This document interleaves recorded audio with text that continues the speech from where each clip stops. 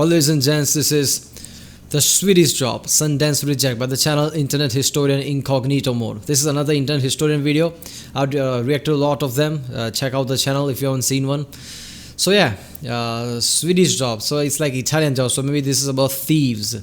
I remember, reading about a thief group called Pink Panthers. I'm like, is there some kind of movie? Is there some kind of something? Is this some kind of a joke? But no, that's a real group called Pink Panthers. I was surprised because Pink Panthers, why would they choose that name? Pink Panthers was a movie, then it was a cartoon. I'm like, they didn't choose it. People gave them that name.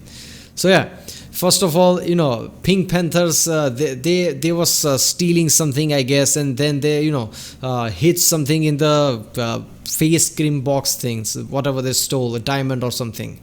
Just how it was done in the movie Pink Panther. So people like, let's call them Pink Panthers. So since then their name is Pink Panthers. It's a group. Well, they say it's a group. Nobody caught them. They say it's a group because sometimes it's 2, sometimes it's 4, sometimes it's 5. They do this stealing all around the world, USA, UAE, Japan, UK, Europe. In one incident they were wearing flower design t-shirt while they were escaping. So it's like that flamboyant thing. How you remember that Pulp Fiction in the end, how Samuel Jackson and what is the other guy's name? I forgot his name. Those both are wearing this weird flowery t-shirt and just walking away like that. They stole something and walk away like that, so nobody would suspect them. That was so awesome. In one of the instances, they drove an Audi to the window of a shop and stole away with tons of diamonds and jewelries. I think it was so big number of big money steal. In one, they were disguised as women. They disguised themselves as women and stole $100 million worth of paintings and arts and things like that. What I don't understand is, if they are not getting caught, how does law know how many of them are, if they are the same group or they are some different group? It's just they're just calling all of them. Like if 2 crimes are just the same high level, they're from Pink Panther, but you don't know. There could be some different groups. You're just joining all them into like this. These are Pink Panthers, all of them. There are tons of them. You don't know. You never caught one. So it could be many people. It could be just one person who's just hiring people and just abandoning them. Who knows? But yeah, there was some great thing. I don't know. This is a real thing, Pink Panthers. So yeah, let's see if this Swedish job is at that level or not. Although dramatized, the following is a true story.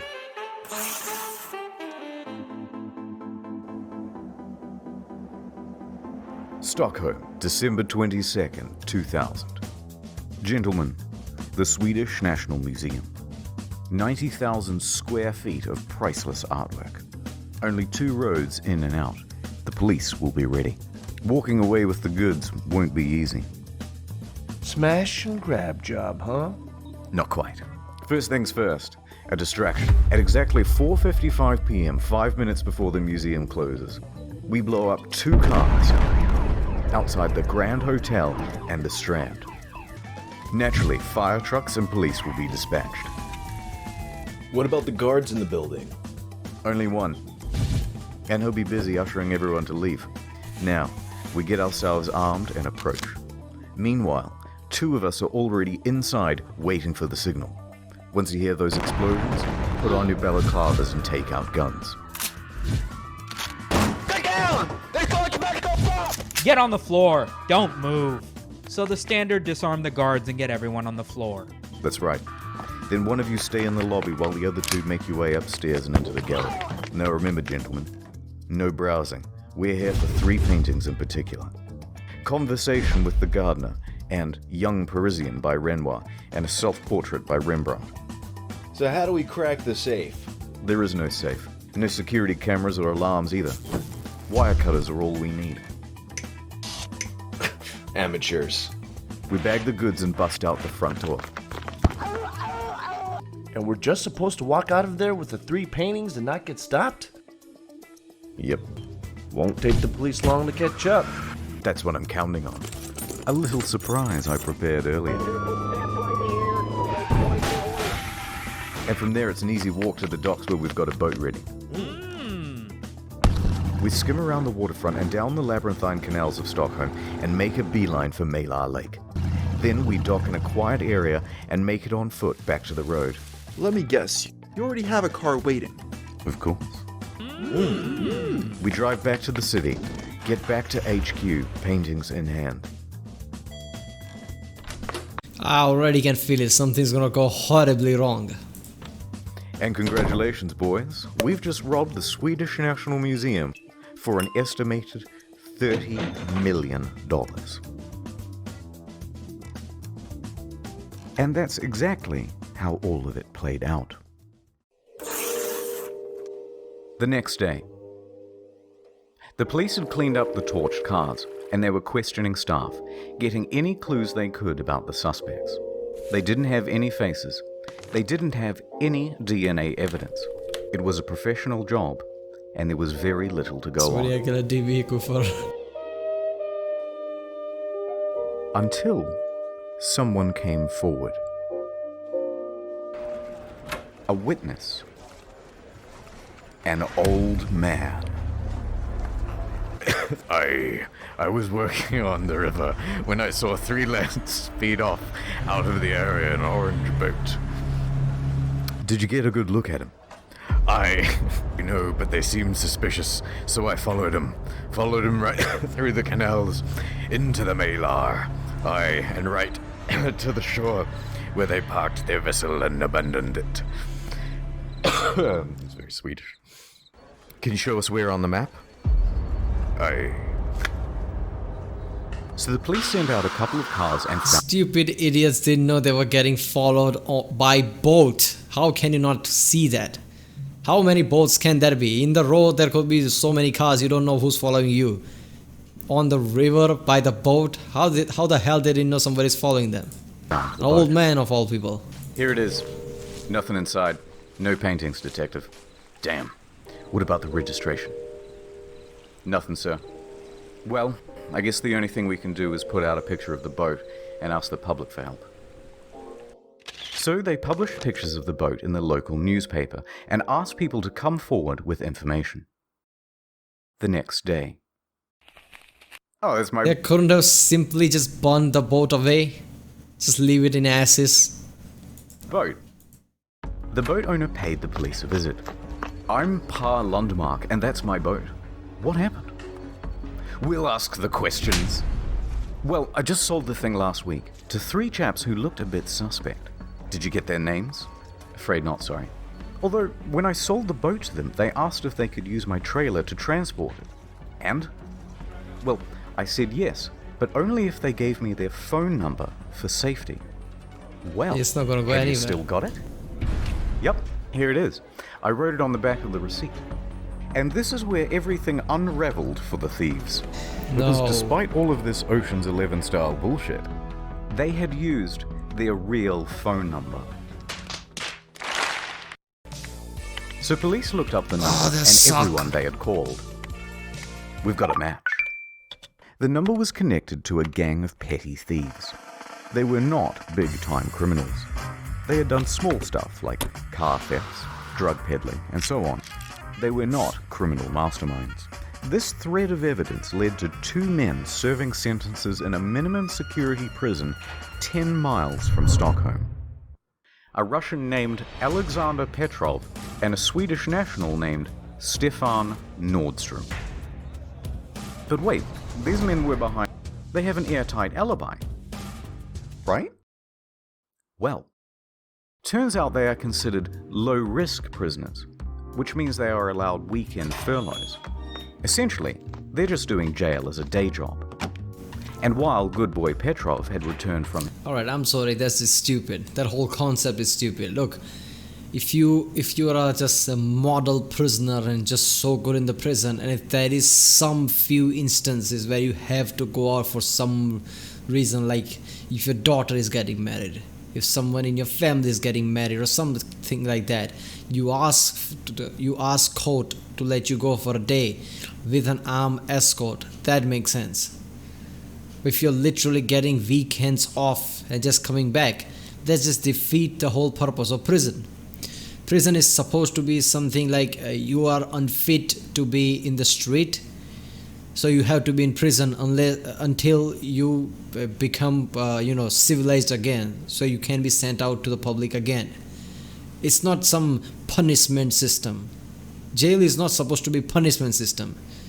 Alright, it's never eye for an eye. It's not supposed to be a punishment system. It's always been that you're unfit, so we have to hold you behind bars. It's always been that like that. So if you just let them go every weekend, you might as well let them go at all, because you are basically saying that they can function in society.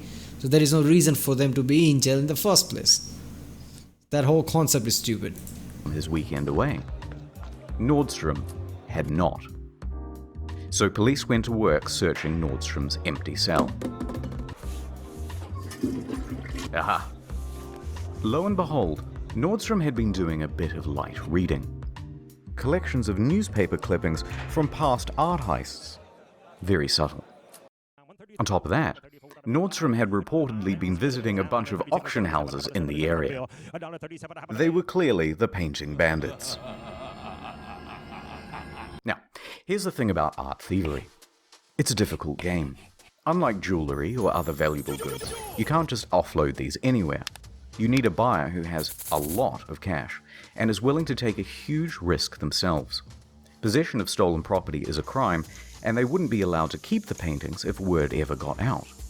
So essentially, they had $30 million in unsellable goods.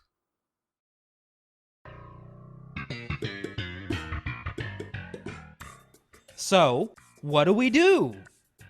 Oh, we could sell it to a billionaire in China. Okay, do you? Okay, so they basically stole the painting without even thinking who are they going to sell it to. That is just immensely stupid. You must have a fence first. Someone who can just sell stolen goods to some people in different country or somewhere where it can't be tracked. You can't just play Ocean's 11 or something and don't even know where you're going to sell the stuff. I mean, any stolen things, if it's has value good enough, you need to know who you're going to sell it to. Otherwise, you're just screwed. What's the point of that? You know any? No. Yeah, I thought so. So shut the fuck up and think of something better. Why don't we just ransom it back to the museum? That's not the worst idea in the world.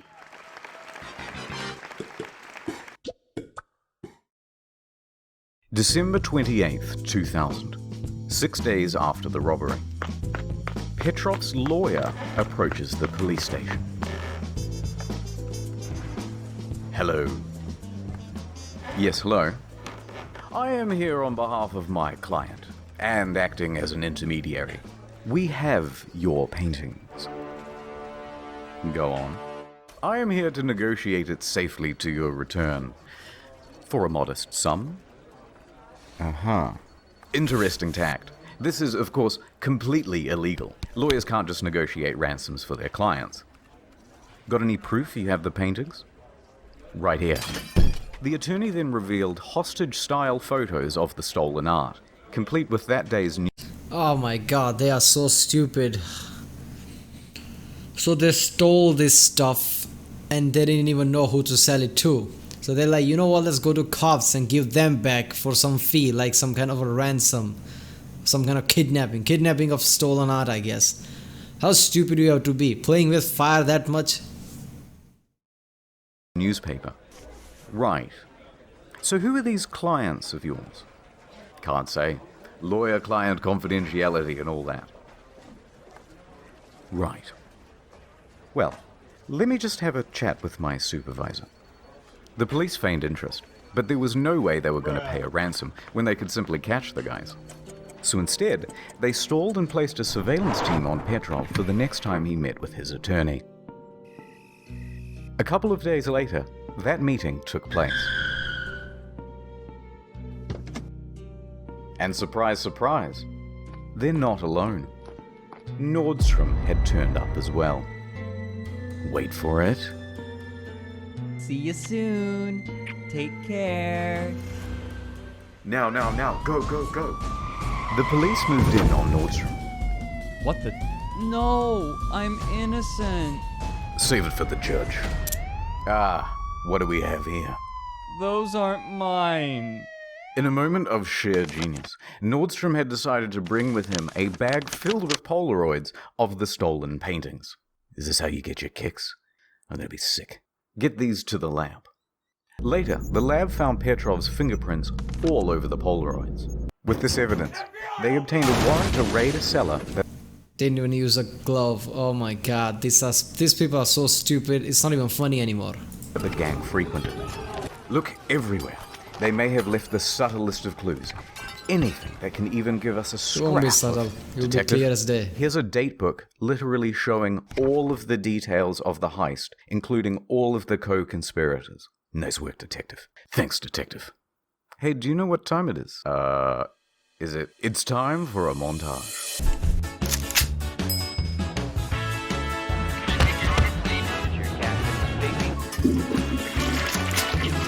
In all, police arrested and charged 13 for the heist. Nordstrom received 6.5 years. Petrov received 8. Spieß. 3 others were given between 2 and 4 years for accessory, and 3 more men received sentences for up to 4 years for receiving stolen goods, and 5 more were accused and subsequently acquitted. One of them included Petrov's criminal lawyer, who was charged for accessory to attempted extortion for his involvement in putting forward the ransom note. Well, we got the bad guys. But there was a problem. They hadn't recovered any of the paintings. They had searched the cellar top to bottom, No way. the homes of the criminals. They had questioned all of them, and no one was giving up the goods.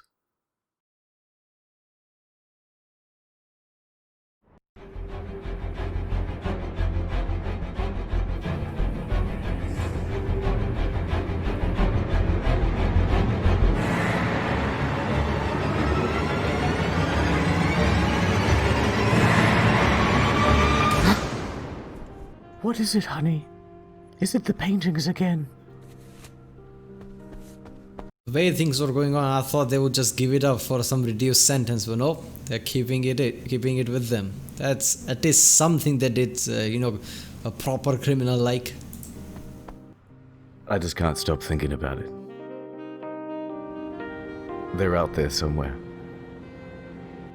Just come back to bed. No. I think I'll go for a walk.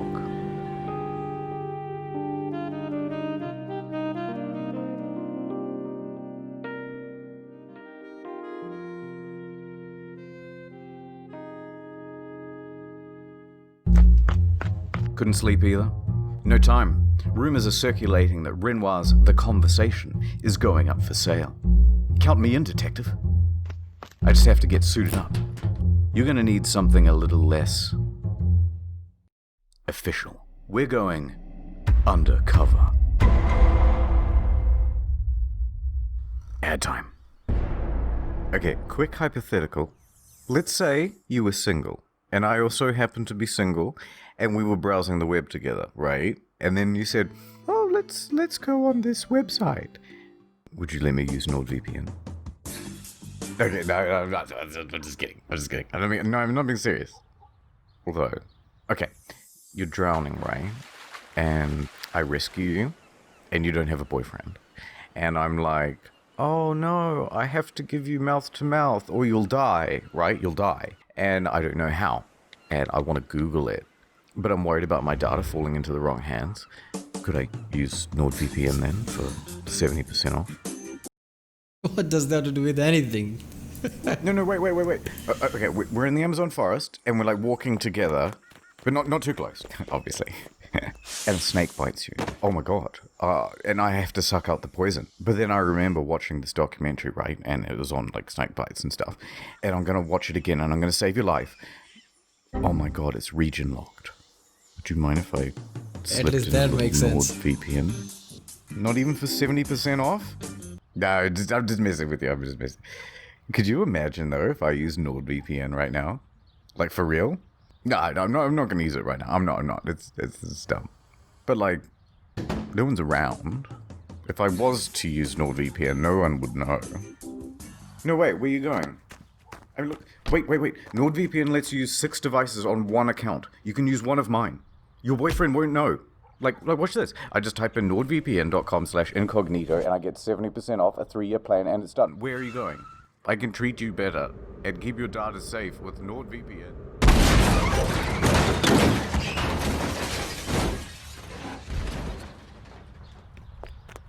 Oh my god. Wouldn't have happened if you got NordVPN.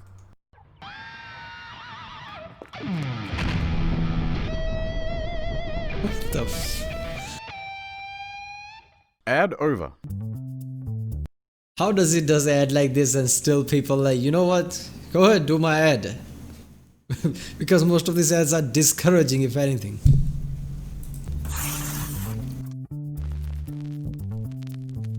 Swedish police set up an undercover agent to infiltrate the ring and to buy the Renoir. The detective would be posing as a representative for an interested buyer who was standing by. But they'd need confirmation that the painting was the real deal. That's him. Art thief? Yes. Are you the buyer? That's me. I represent a very wealthy and very interested client. But of course, before we can start negotiating, I need to know that we're talking about the real deal. All right, mate. Come with me. The undercover agent followed one of the men into the bathroom. Okay. What do you think? Who the hell is Tiaro? That's quite something. Come on. My client will be very pleased. Okay. What do you say to 200k? That sounds acceptable. In fact, it's quite low. My rich buyer probably would have paid a lot more even.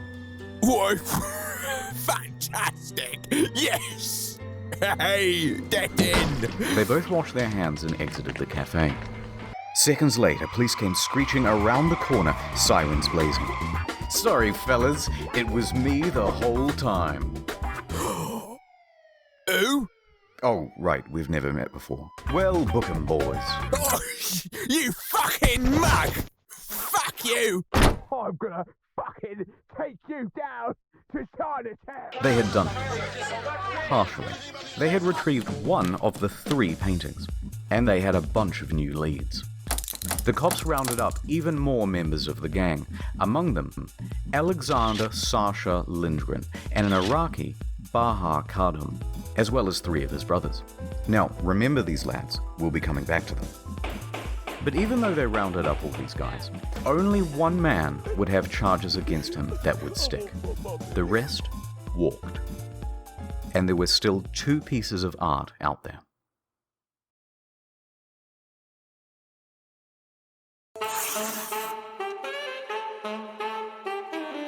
Los Angeles, 4.5 years later. Downtown LA. So they actually got away with, and this is another job. At least it's not completely stupid. The FBI are working on a routine case. It's a drug bust with some Bulgarians. Nothing too out of the ordinary. Until they heard something unusual. Yeah, so we've got Renoir's Young Parisian for sale. Is that code for something? Are they human trafficking? Chief, I believe it's that painting that was stolen from the Swedish National Museum a few years back. Yeah, we want to get it out of the city. Sounds like it's going to be on the move soon. No one's going to take our credit. We're the FBI, damn it. Infallible. Pillars of competence. So they ramped up surveillance. The Bureau intercepted a call from one of the gang's higher-ups. Boris Kostov. It's time for a good old-fashioned stakeout. The FBI waited outside Kostov's home until they saw him load up a small, painting-sized package into his car's trunk. Yeah, we got it. I told him to be careful. Should be 8 pairs of rips. We're going in. I mean, why be subtle? Why hide it inside something that doesn't look even remotely close to a painting? Just put it in a bag that is size of a painting. Why not? Get down, get the fuck down. The FBI swarmed. Kostov surrendered. We've got it, Captain. Haha, the big prize. FBI wins again. It's not gonna be that. So they opened the bag and found... dry cleaning. Yes, really. Shit. Arrest him anyway, boys. So they pull Kostov in. Okay, I'll be good. Okay, they jumped the gun on that one. First rule of any surveillance is that don't go for a bust unless you are absolutely sure. They went for a bust, it's nothing but clothes. Now they can't just go back to what they were doing because now the thieves know APS on them. So they now have to use different measures. So they jumped the gun there. Damn. Cop, and you also be the good cop because people like it when you're nice. Good thinking, Captain. Look, here's the thing. You surprised us with the laundry. Those whites. Very white, by the way. I'd like to know who you use. But the thing is, we've been tailing you for months, and we know about the drugs. And that's the bigger deal anyway. Oh yeah, you got any evidence? Yeah, all of this. The overwhelming amount of evidence means Kostov is definitely going to be found guilty, and that means possibly 30 years in prison. At his age, this is effectively a life sentence. In a corner, Kostov broke. Yeah, alright. Alright, I know where your paintings are. I want a deal. Kostov agreed to assist the police. Good choice. Now take us to the paintings. Kostov led the police to a local pawn shop. Down here. As they entered the basement, Kostov pointed to an art folio leaning against the wall, wrapped in towels and a grocery bag. They unraveled it, and surely enough, it was the young Parisian. And in good condition too. Bingo. 2 out of 3. The only one remaining was the Rembrandt. However, with Kostov as an asset, authorities now had a way to find it. Give me the other painting, Kostov. I don't... But I...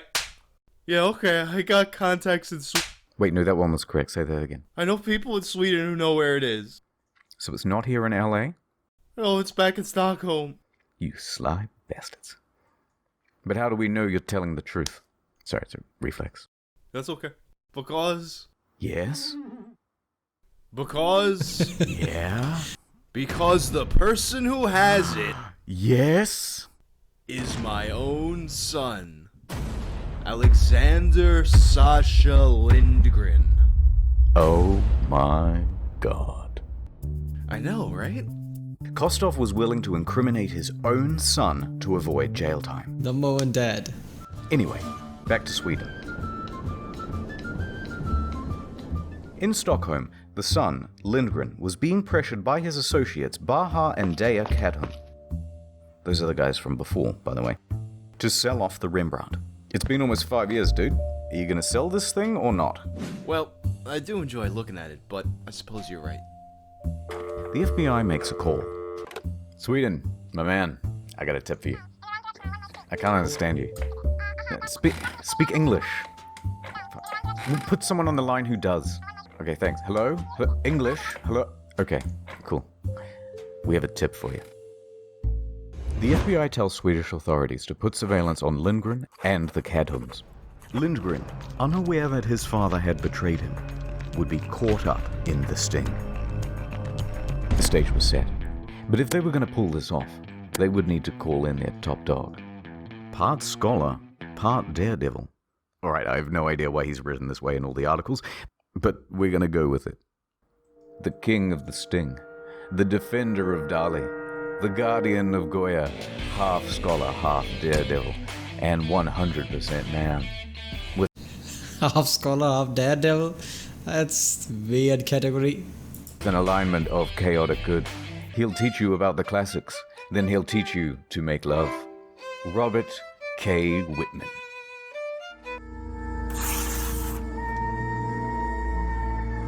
Boss fight climax ending. Part 5. Copenhagen. September 15th, 2005. The meeting had been arranged. The Kadhum brothers are on a train from Stockholm, secretly followed by police the whole way. And as they sit in their seats, in the hand of one... Alright. This has been stupid all along, especially from the start. First of all, the boat. The boat thing was way stupid. They should have burnt it. They used their, real phone number. It's just... But at least they didn't, kept the paintings for 4 years. At least they did something right. And even after that, they were just screwing up. They were really sloppy. That's the point. It feels like they had the will to be like better thieves, because they did held out for 4.5 years. Didn't get caught. but they were just making sloppy mistakes. It was just so stupid. And of course he's gonna give up his son like that. Maybe he thought, you know what, since I stole the painting, he's not gonna get that much of jail time. And if I get 30 years, I'm done, I'm old. I don't know. One of the brothers is held a small, painting-sized parcel. Police could have arrested them then and there. They would have had the brothers red-handed. But that wouldn't be enough. It would be a simple possession of stolen goods charge, and the police wanted to catch them in the act of selling the painting. So they stood by. Kostov and Whitman arrived at the Scandic Hotel. The Cadhams and Lindgren made their way too. Oh, hello. Hey guys. They said in Swedish. Do you guys want to do the deal now or grab lunch first? No, let's just get this over with. Okay, come with me. Come on, son. Let's throw the old football around. But Dad, come on, son.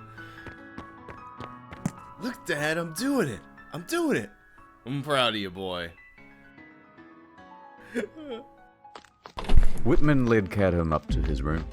The room had been thoroughly bugged in preparation. I hope you like Swedish Corona. Nice. I'm gonna have to count it though. Oh, it's No Corona. Whitman knew he had it. He could see the look in Cadham's eyes as he greedily counted the money.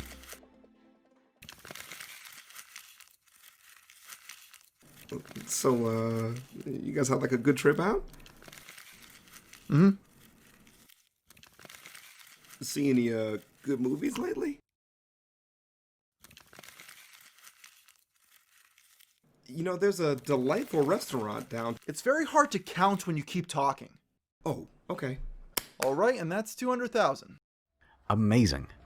5 years of holding on to this painting, seeing all of his buddies go to jail. For 200 grand, it would all be worth it, and it would be over. Well, we got a deal. Baha then stood up and left the room with the cash. Hey, wait! Baha went back down the lobby and was making his way to the exit. Wait, what's happening? Baha walked right out the front door of the hotel without saying much of anything. What the hell's going on? Has the deal soured? Has our cover been blown? Is this a cross?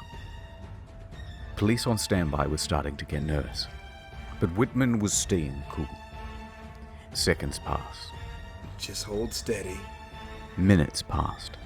Stay cool. They're getting away. Stay cool. And then they came back with a different bag in hand. It That was turns a out decoy. the bag they had before was a decoy. God They were damn. using it to see if any cops would be drawn out, now that the deal seemed solid. At least they got smarter in the end, at least. Damn. They brought the real thing. Got him. Cadham returns to the room, and Whitman examines the painting. That's the real deal.